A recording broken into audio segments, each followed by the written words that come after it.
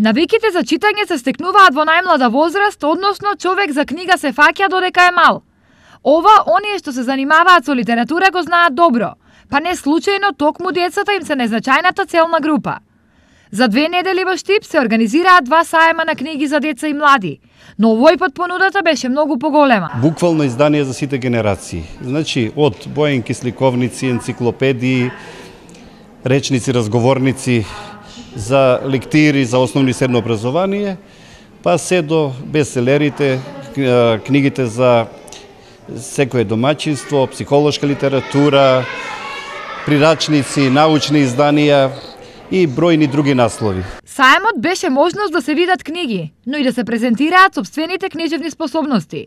Во тој дел предничија дечињата од основното Славејко Арсов, кои напишале 12 творби. И се надевам дека и понатаму ќе продолжиме да твориме, да создаваме со ист интензитет и да ја богатиме нашата македонска литература.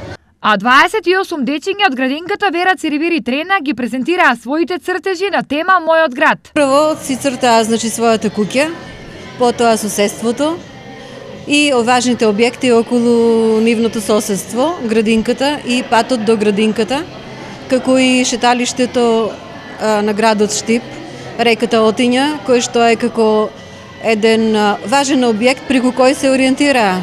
Популаризацијата на книгата и на уметноста воопшто не е само промоција на автори и дела.